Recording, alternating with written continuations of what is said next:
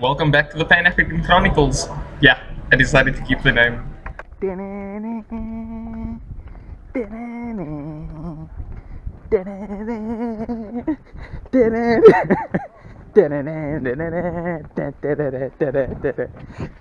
And we're back. A lot has happened since my last recording. In this past week, I've taken a train at 1 a.m. I missed that train, took a bus, sat on this bus for 12 hours, ended up in the south of Egypt in a place called Luxor. Now, Luxor's in the middle of the desert, right? And most people would know it for a place called the Valley of the Kings. Now, the Valley of the Kings is where Tutankhamun's tomb was founded by Howard Carter in the 1800s. And this place is hot.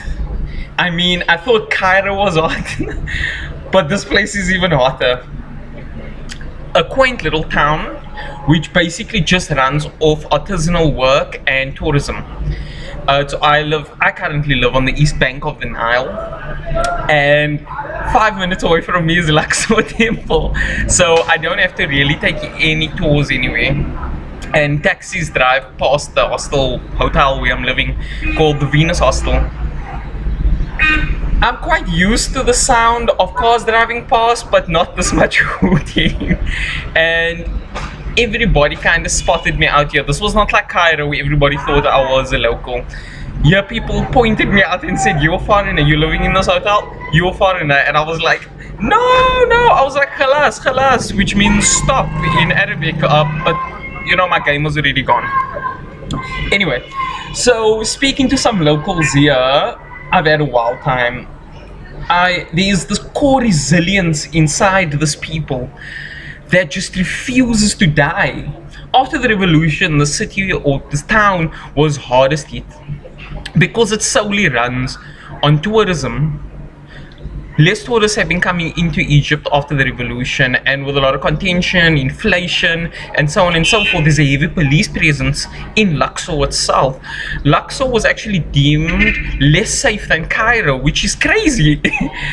But Luxor, the people in Luxor, the spirit in Luxor just keeps on going. These people show up every single morning for work. They start at 6 in the morning and they work all the way till 4 the next morning. Yes, I know, this is long. I complained about my 12-hour shift, but this is long. Anyway, so the resilience of the people is just admirable. I think there's something that as a South African we can take away from this, and that I think that this is like the spirit of Africa. This is what we all have in common, is this resilience, this refusal to give up in the face of like an impending doom. Anyway, so despite all the socio-economic problems Luxor has, their service delivery still happens. They still have good security. The people still show up for work. The only thing that really hurts the people here is joblessness.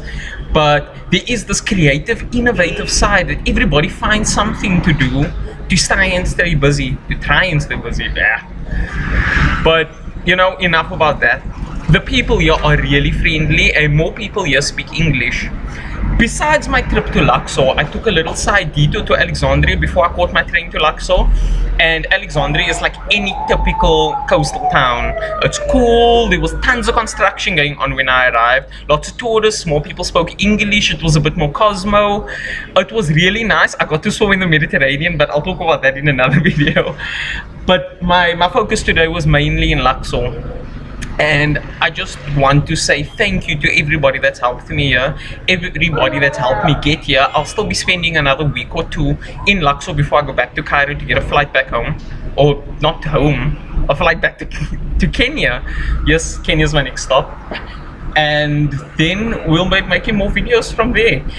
I still owe you guys an interview with the hotel owner of the place I stayed in Cairo, and that will be coming up when I get back to Cairo. I will also be interviewing some people here in Luxor, hopefully, if they want to be on camera, and then I'll get the video and the interview there. But until then,